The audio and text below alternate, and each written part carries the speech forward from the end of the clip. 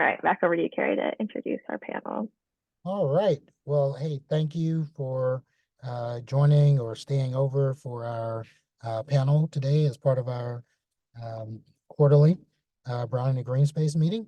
And so our panel today is in the workforce development vein, and specifically we're going to talk about internships, but we're going to talk about high school internships. So getting people in early. So really super excited to have three panelists. We've got Josh Bruno, the director of employee engagement and SDC at the Boston PIC. And then we've got Dave Kramer. Dave's the director of green programs at the Boston Green Academy.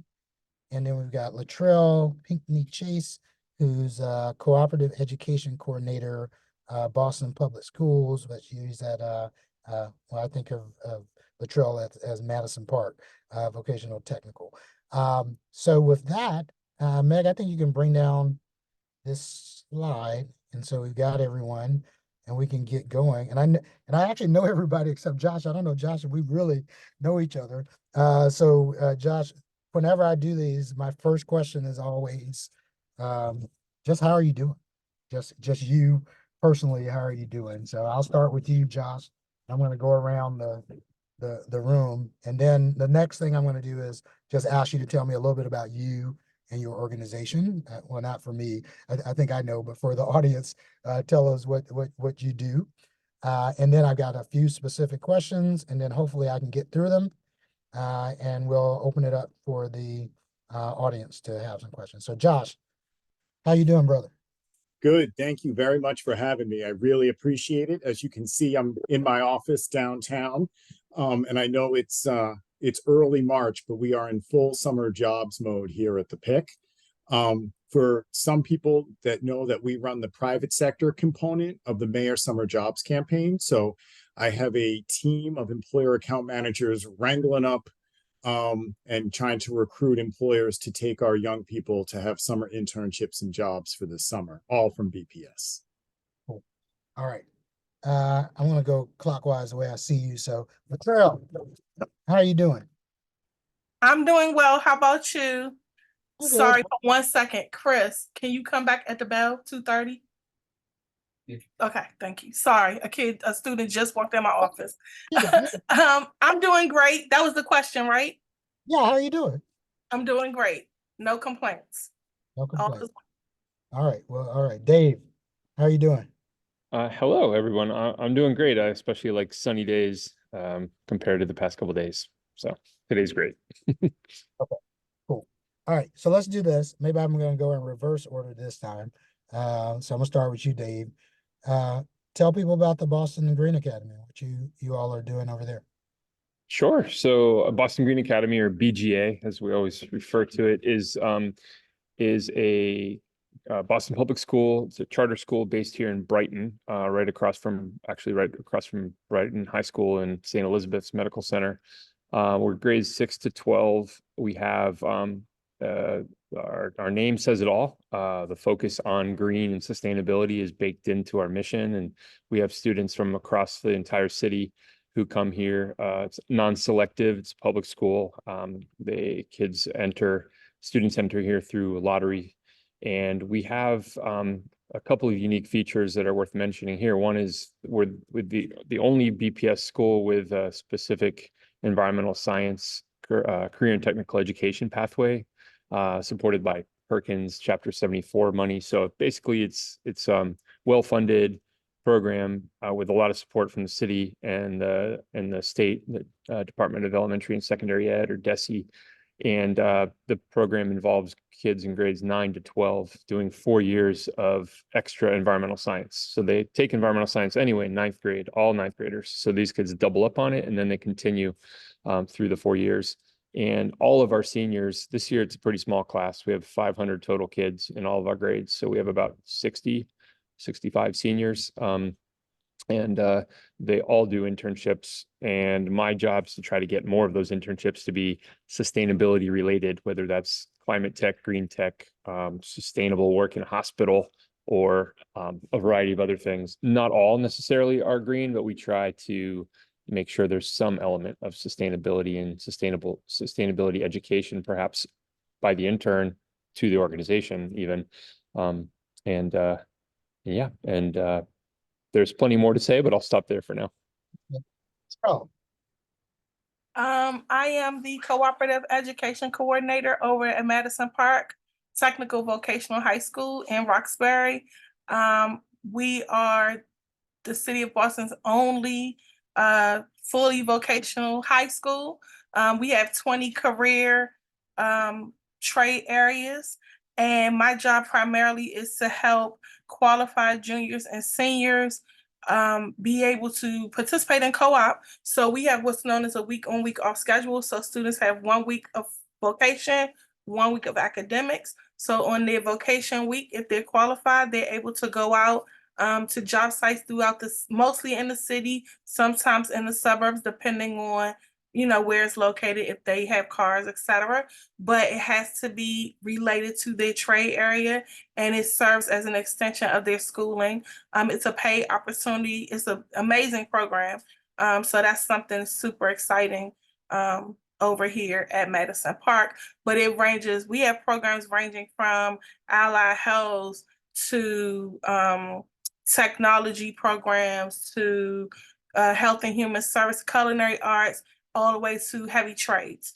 But we have kind of been shifting to focus on a lot of green technology and ways that we can all be better citizens of the world. So it is great to have students be able to participate in programs that focus on green sectors as well.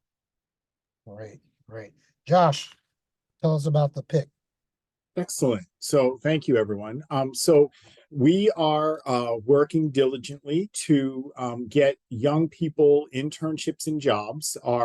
We have a couple of main focuses where we have employer account managers working with employers to basically help them imagine having a young person in their space. So our biggest sector is healthcare. The teaching hospitals and hospitals in Boston all take students. And we're trying to gear up to, you know, pre-pandemic levels. Pre-pandemic, there was 600 young people in internships and jobs in healthcare. We're down a little bit to like 380 right now, but we're trying to get that back. But we also have young people in financial services, IT, and STEM. And then we also, everyone puts their hats together to do law and other stuff. But the reason I'm here today is that we're looking to kind of support employers that would like to have young people that are interested in this space, and either in a club or if they're part of BGA or even Madison or other schools, so that we can prepare them so that they can interview and win an internship and job for the summer, and hopefully, if they can, or if there's an opportunity to do some kind of hours during the school year. And so we work with all Boston public high schools. For the private sector, we place around 700 kids in high-end internships and jobs, and then we place another 800 in what we just call jobs. And then we have another 600 working at nonprofits and CBOs and other things like that. So our universe is big, but we are really interested in just trying to get young people experience in the world of work, especially in this field where we believe that young people of color are kind of underrepresented, so that we would like to get them to kind of imagine themselves in this space.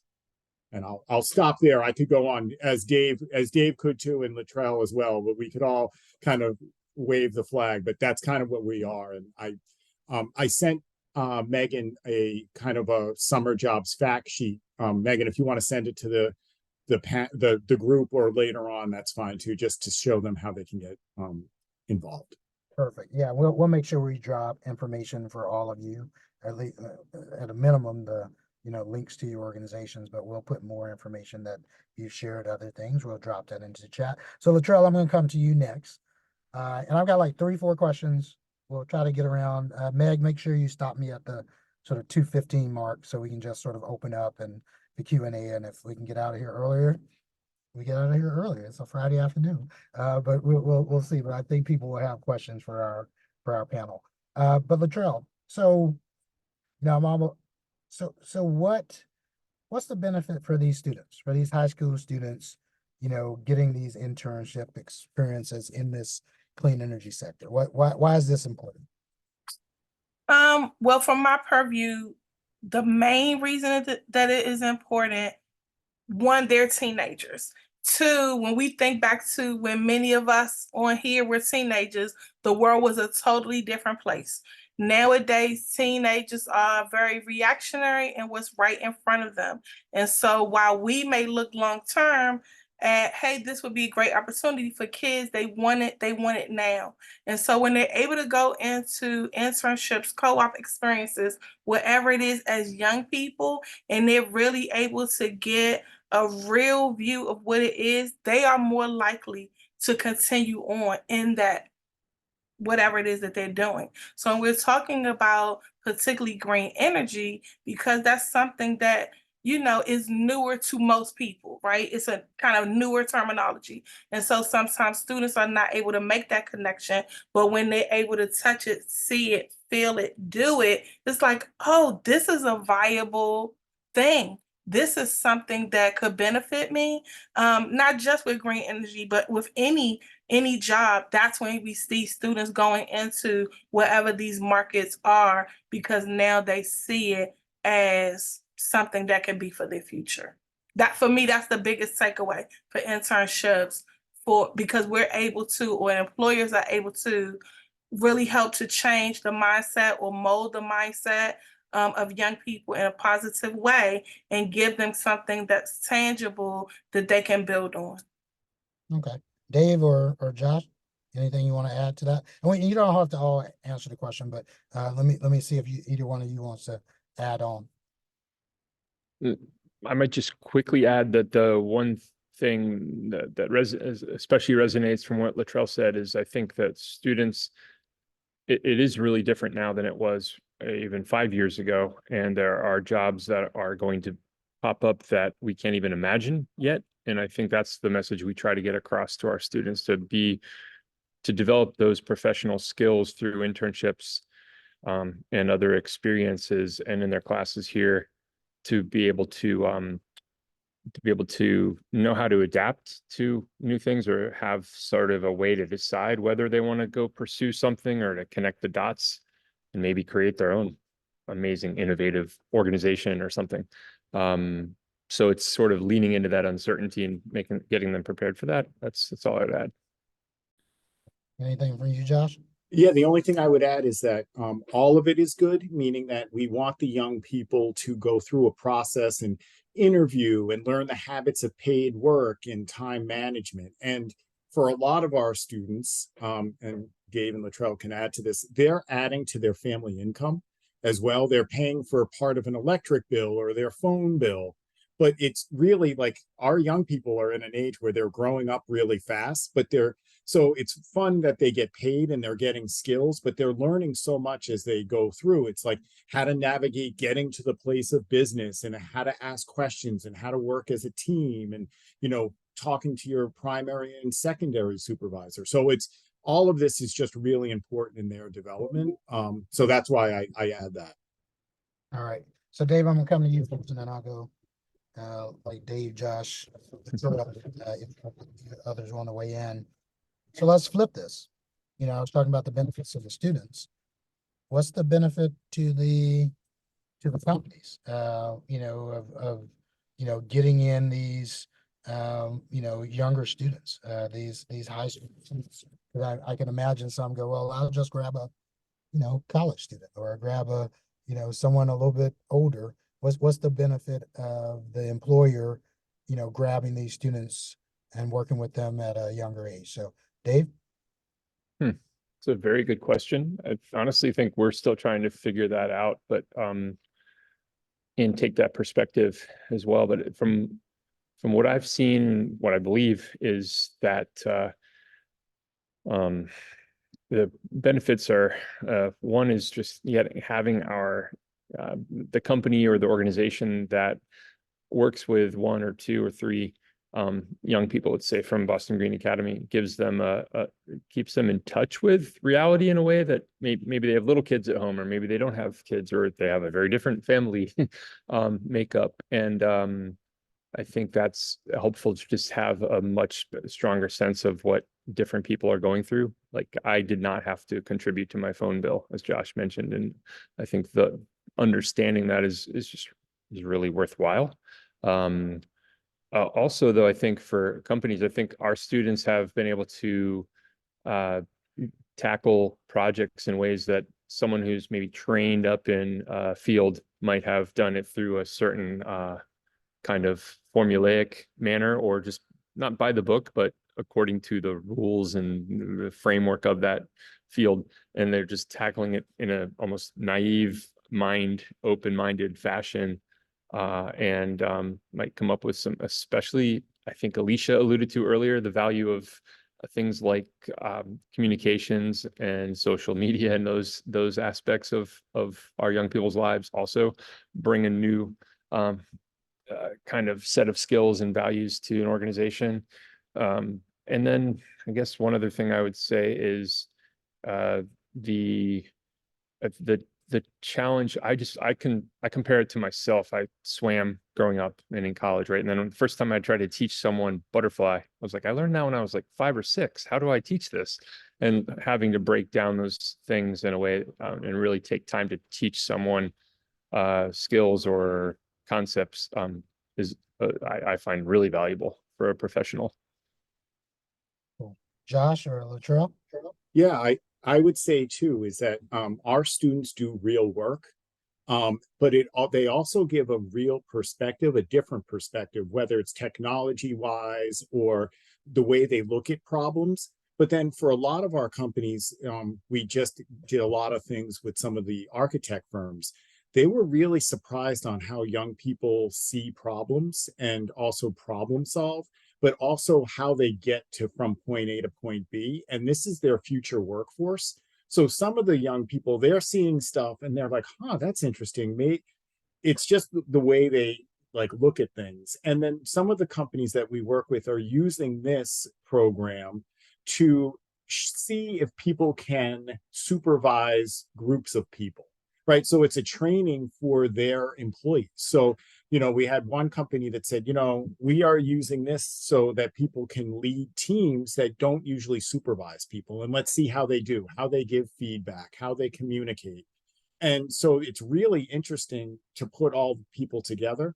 We also have some companies that are pairing or having lunch and learns with the college interns, so that the young students can talk to the college students about how did you get to this place, but how do you see things? And then the company was like, this is a great pipeline to kind of figure out like how we can have communication to figure out like, where do we get our next set of employees? And what does this look differently? And are we thinking about really sourcing things the right way? So it's a benefit for everybody. We want it to be a win-win for everybody. We want the companies to get real work out of it. We want young people to get experience and some money, but then we also want people then to come together. We have an employer network and talk about best practices and how we can make this more beneficial for everybody. So it's really been super helpful. All right. LaTrelle, anything to add? Yes, I alluded to it a little bit earlier, but particularly in these situations, some students are just wanting an internship, but many students are actually looking to start their careers. And so when we have employers, when I'm talking to the employer and the employer saying, I want to just hire an intern, or we're really looking to grow our workforce. And so for those companies who are looking to grow their workforce, it's an amazing opportunity, again, because the students are young and moldable, for you to really be able to train the type of employee that you want to have. So for those that are looking for more long-term solutions, it really can be a win-win for the employer, because you're getting, a young person 16, 17, 18 years old that may potentially become, a 20-year employee, and they're getting a kind of jump start. And college students, of course, that's amazing. Adults are amazing as well. But sometimes with a younger person, a younger mind, you're really going to get some amazing results when you're able to work with some of them who this may be a first job. So they may not have some of the bad habits or some of the negativity. Sometimes we look at teenagers as a deficit, but not really realizing, no, this is an amazing opportunity to really shape all of those soft skills and just everything. So, you know, for me, I'm team co-op. I think it's just an amazing way to go. And I've seen success. I see a lot of students that I've worked with who 5 years, 6 years are still with the companies that they were interning in high school. Now some of them are supervisors to other young people from Madison that are going into those jobs. And that is just amazing. And two things I'll take from this is, just sort of, feeding back is, one, there's some definite benefits of just having people who are, I guess I'm Gen X, and there are people, baby boomers older than me, and then there are millennials, and then I think it's Gen Z and Gen Alpha. Like it's like they're just like my girls, I've got teenage girls, like I've got 2 degrees from MIT, but they are way more tech savvy than me. Social media, all that stuff, like it just is, they've grown up on it. So they're just natural. And so there's some immediate benefits that this group gives to you. But I think the other piece, is almost a trick question. I think of what JFK said, ask not what your country can do for you, ask what you can do for your country. There's a piece, and I think LaTrelle, you talked about it. I think there's a piece of teaching, training, equipping. The sooner you can do that, sometimes the better, because you got a pipeline. And I think, Josh, you talked about it. I think there's I always think about risk management and cost benefit analyses. There's a lot of de-risking you can do with high school kids. Like you said, if you want to do trade, give someone 3 or 4 high school kids to manage, doing projects, you get to see, how that works. But and also just for you, bring in 3 or 4 high school kids. Maybe you only have 1 position, but now you get to see all 4 of them, and you're like, man, I really love that young lady. We want to ask them back. And you just, but still the other 3 that you didn't ask back, they got some experience and they can go somewhere else and they can be good for somebody else. So I'll do that. All right. 2 more questions, and then I'm going to open it up. So I'm going to start with you, Josh, on this one. From your perspective, especially in the work that you're doing, I think it really lines up with this. What are some of the most important processes or practices for companies to have in place before they bring in high school students? So you bring in college students, you're going to bring in, so what's different, or what should you really be keeping in mind as you think about bringing in high school students to work? Yep.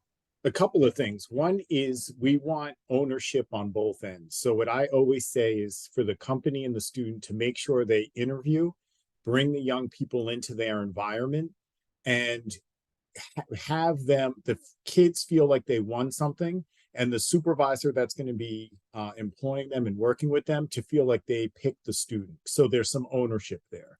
The next thing is to have like a really good job description. And if you think you have 4 weeks of work, double it, because our kids are going to do a ton of work and you're going to be surprised. So we want kids to not have any downtime, but then also, as I was saying earlier, have a primary supervisor and a secondary supervisor so that the young person can go to somebody and say, hey, I'm done with this part. Can I do something else?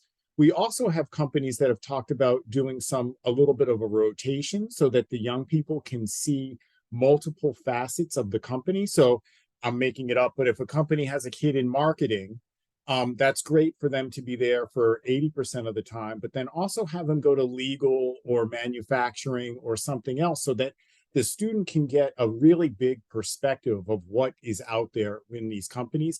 These kids, I know everyone, college kids are great. I will put up some of my seniors that have had an internship against any freshman and sophomore in college. That's how confident I am.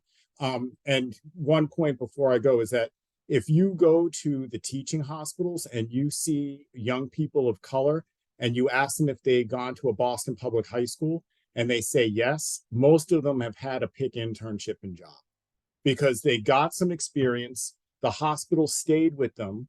They went to school locally, and now they're asking them back you know, and they're really contributing to the kind of the fabric of the hospitals. It's really amazing when we do closing ceremonies in the summer, and people come back and they're alumni and they said, I was a PIC kid, I was a PIC kid.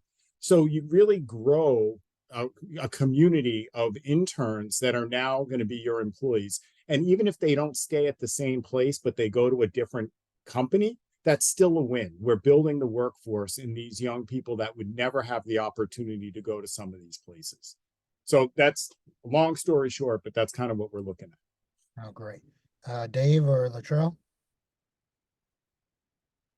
That was a great summation. I don't have anything to add. On that, Dave, are you into that Frey? Yeah, no, I think that really sums it up. Thanks, Josh. All right, I got one last question, and I think I'm doing good on timing, man. This is great. So we've heard, you know, many of the challenges companies face and, you know, sort of, you know, getting ready or prepping for high school students. So and I think you all have done this to some extent, but maybe this is a good opportunity just to see if there are any other resources or, you know, things that you would offer in support of bringing in high school students, or even on that last question, you know, are there things, especially because we're targeting, you know, we want all students to get internships, but we're especially interested in our Black and Latinx and Indigenous and low income students, because we think, like I said, internships are a path to full employment.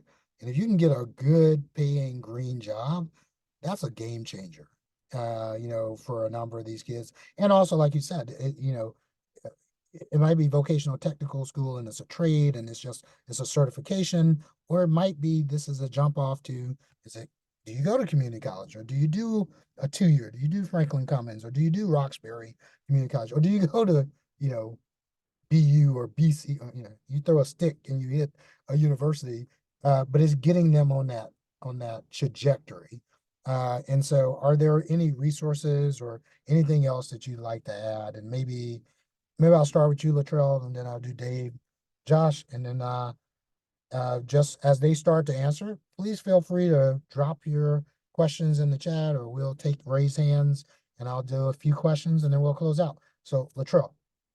On the co-op side, probably the biggest resource, and I do not say this in an arrogant way, but the biggest resource is me, because I come with the kids, not physically there every day, but I am a point of contact. And a lot of times with teenagers, all teenagers, with whoever they are, is them knowing that we all talk, we all communicate, we all hear the same things, and we're reinforcing the same things. So I actually go to job sites and check on the kids. So that's already a resource, because they know at any time they may look up and there's Miss Pinkney-Chase. And they not usually that thrilled about that. But they're more thrilled when they're doing what they're supposed to do, and I don't have to come back. But I, you know, from time to time, we'll have an employer reach out and say, hey, LaTrelle, you know, we're new at this and we're really struggling with keeping the kids engaged. And, you know, what are some things we can do? And so we get together, we kind of put our heads together, come up with strategies. There are times when I have connected employees with other employers who do co-op well and say, hey, could you give them some hints, some keys to what works? But again, that communication is a resource in and of itself, because once the students realize, like Miss Pinkney-Chase is dialed in with my supervisor, with the HR department, we're all talking and making sure. On the DEI side, I just always ask people to remember that I never want my students to be coddled, but I do want people to be cognizant that they are still young people, and we're coming out of this post-COVID time, and they're learning and growing, and just allowing students to feel comfortable to ask questions. Sometimes the students don't want to say because they don't want to be judged or they don't want to be looked down upon, but always encouraging. I often encourage the employers, do frequent check-ins, don't put all the ownership on the kids, check in with them, build relationships, and, you know, kind of go from there. But anything for the most part that needs to be done to support the employers, that is a part of my job, to make sure that the co-op is a robust and rewarding experience for everybody.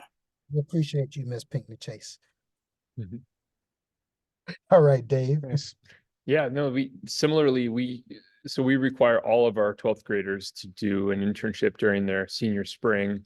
And we have our 12th grade teaching team has a lighter load. They might be doing some subbing or some other things to prepare for graduation, but they're also one of their main functions is as a liaison. So like LaTrelle, rely on folks like that, find out who those people are who can be your point of contact at a school, or even if it's potentially through some after school sort of out of school time program where you're drawing your interns from. Also, I think, you know, from what I think has been most effective with our students is when they feel that their hosts and mentors and bosses, you know, at the job site are really real with them and give them feedback regularly and show them and talk to them about how they themselves have worked through problems or grown. And so having those kind of real talk sessions, maybe taking a couple of interns out to lunch together on a regular basis, setting up lunch and learn sessions and things that are less about specifically the task that intern is doing, but giving them the chance to soak up the culture of the organization and maybe be able to learn from people and their broader experiences. And then the one other thing I wanted to add was another bit of advice and a great resource is to rely on any folks who have been long-term, like hosts or internship placement sites. We have a couple that I can think of that are just like definitely very wise, and they're sort of our sages, and we're like, oh, talk to them. They'll give you some tips. And, you know, when people are nervous as the internship site folks might be very nervous about what am I going to do this whole time? What if, you know, I don't know what to do for half an hour? They can give you tips as well. Great. Josh? Yeah, I would just add, I think LaTrelle made the greatest point, but on the PIC side, we have employer account managers supporting the employers. And on the other side, we have career specialists supporting the students, and we work 12 months out of the year. So, you know, they're always available to have a conversation or step in or give guidance. And we're there through the whole process to talk about, you know, how much the hourly wage should be, what a job description looks like, you know, supervision. We can give sample job descriptions, and we can put you in contact with employers that are new to the game, that are similar to you, or even that have been doing it for a while. So there's just a lot of knowledge that's not me, that could, you know, people do well with peer-to-peer stuff. So we lean on them as well. LaTrelle, is that a bedazzled Trill Fit water bottle? Is that didn't say Trill Fit, did it? I can't read. It says Trial. That's my nickname. Trail. Okay. All right. All right. I don't see any questions in the chat. I see Adele's hand up. So we're gonna start with Adele, and then we'll just take a few more questions from the audience. I've got a couple more in my head if it slows down a little bit, but let's open it up. So Adele, go ahead and ask your question. So this is more a reinforcement rather than a question. Having been a vocational technical administrator for almost 20 years, what everybody said is so accurate. And one of the heartbreakers is there are students who are not, they're kids and they're not great interviewers. And they're not that, and there are kids who are not that social, and there are kids who are not great at working on teams. And what happens very often is people interview them and there's a box that we say, oh, this kid, like, I like this kid. And it's so important to reach out to the LaTrelles or the Daves or the people who know these kids, because we have students who are $1 million brains who are incredible when you give them a job, but they might not get through the interview that well. And so always reaching out to the people who know the kids and say, this kid didn't do really great in the interview, and have somebody say, wait till they get to you. You'll want them for the rest of your life. So I always just say the kids are the same as the adults we all know. You know, and so we have adults who are great at these kind of jobs, and we have adults that are great at these kind of jobs, and the kids are are the same, and reaching out to the people who know the kids is pretty critical. Well, no, thank you for that. Alicia, I see your hand up. Yes, thank you, Carrie. I just love everything that everybody has said, and the clean energy sector. I know from talking with Boston Pick and Dave and LaTrelle, and the need for this new industry to have as many young people exposed to it as possible, and the need to have the employers join us in this endeavor. And that I know Boston Pick, you have so many employers from other sectors, and we really need the clean energy climate sector to kind of show up here and engage in this kind of pathway development, especially as we're facing such massive labor shortages in a wide range of jobs in the sector. We really need to be linking down with our, high schools and younger students. One thing I just wanted to make sure we highlight is the availability of funding to pay for your high school intern, specifically through the Mass CEC Technical Trades Work and Learning Program. So similar to the Clean Energy Internship Employer Reimbursement Program, they have the high school side of things on the technical trades, and that's with any Chapter 74 school program. Both Madison Park and BGA are under that category. So you can get reimbursed up to, I think, $8,400 for your paying of the intern's wages. So not only do you have incredible people like LaTrelle and Dave and Josh to help in terms of helping you build out the internship and help with the kids, but you have funding available to help support their internship opportunity. So everything is really kind of created here to help employers make this possibility happen. Let me ask a question, and this is to all of you. So thank you again for coming. How can we help?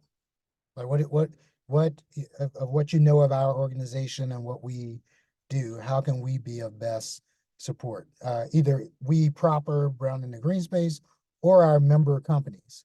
Like what's the best, I sort of think of time, talent, treasure, different things, but maybe that's how we close up. We got 5 minutes. Maybe I'll just go around and, let me know, like, how can we be of most help? And then we can see what we can do to sort of follow up on that. So I'll start with you, LaTrelle. Well, there's many ways, but right now, actually, in 2 weeks, Madison is hosting what I'm calling Hire a Cardinal event, where we really just want to get potential employers in the building so that they kind of see what we do and get familiar with the card program. And even if they can't do it right now, but we're kind of building up for next year. I would love to just be able to share the flyer, and if it could be shared with your networks, that would be a great help for me. I sometimes struggle because while I do cooperative education and selfishly that's my focus, I also wholeheartedly love these kids. And so anything that's going to be a support to them, even if it's not co-op, that's what I want to do for the kids, to just set them up for success. So, any resources, any type of assistance for Madison Park is appreciated. Right. So we'll send you, send it. I'll send it. I'll Yep. send it to us and we'll drop it into our Slack community. Okay. Everybody has it, and we might even be able to get it into our next newsletter. Maybe the timing is off. I can't remember. Okay. All right, Dave. And I would just add one thing, any warm lead of a company that is even thinking about bringing something over, and I don't want to speak for LaTrelle or Dave, but my staff or I are willing to talk to them just to try to have them think about the process. I know that Rome wasn't built in a day and they have to think about like who's supervising and that, but we really would like to just get out there and talk to companies about the benefits of bringing BPS students into their workplace. And we have multiple ways that we can support them and invite them to events and have them go out to school visits or whatever it might be. So the best lead is a warm lead because, sometimes cold calls don't really work as well and it takes a long time to go. So anything that this group can do to say, I'm making it up, like, hey, Dave, we have a company in Brighton that would be a good fit for your BGA students. Can you call? Or, hey, LaTrelle, we have someone that used to work at a company that had a Madison kid. They want to get involved in their new company. That would be great. Or if you have a new company that's not sure and they need a lot of support, I can, have my team go and visit them and have them talk to similar companies. So I'm just asking for warm leads, and it doesn't necessarily mean that it will be a placement for this summer, but at least we can start building. Great. Dave, you get the last word. Yeah, echoing everything everyone else has said, definitely warm leads and the earlier connections, the better. Very specifically, though, I will also send something out that you can share out with the members. We have an event we have a bunch of different events, but in June, on June 7th at BU at the Jenga building, the computing and data science building. It's a really cool place. We are having our junior class present. And if you're there and you get to meet our juniors, you could get a lead on them. Maybe they even connect with them for this summer, but to think about next year and start to build those relationships and matchmake. And it will be the morning of Friday, June 7th, where students are presenting their research and what they've kind of, each of them right now is choosing an environmental problem and a social challenge and how those things go together, like, air quality and asthma rates or things like that. And I think you'd be pretty impressed by how they parse the data and explain what they know. Eloisa, I saw your announcement in the chat and then your question. I think at least for the things that we do, but maybe she asked the question, are the internships in person? I think it's a mix, but I think they're virtual, hybrid, in person. Is that correct? So for Madison, for the tech, for anything tech, ISSN, CPWD, those types of things can be virtual. Everything else is hands-on. It's in person. Dave, same? That's good. Really, I'm glad you asked that. At this point right now, we're trying to do everything in person that we can. And I know that's a limitation. And we've worked around sort of hybrid arrangements here and there, but yeah. And Josh? And for the PIC, we prefer in person, but we have some companies, because supervision has been really interesting because people aren't coming back to the office as much, but we can accommodate hybrid. But we just want to make sure that the students are getting a feel for in person, but there's some projects they can do virtually and we can make it happen from there. All right. So, hey, thank you, everyone. We're at time, but join me in thanking LaTrelle Pinkney-Chase, Dave Kramer, and Josh Bruno for coming and sharing with us and talking about internships and high schoolers. And now Alicia, Meg, Hadassah, we haven't had a high school student. We might need to figure out how we do that and make that happen. All right. So, hey, thanks, everyone. Have a wonderful rest of your Friday and have a wonderful weekend. Thank you for this. Thank you, This was everyone. Really awesome. appreciate it. All right. Enjoy the sunshine.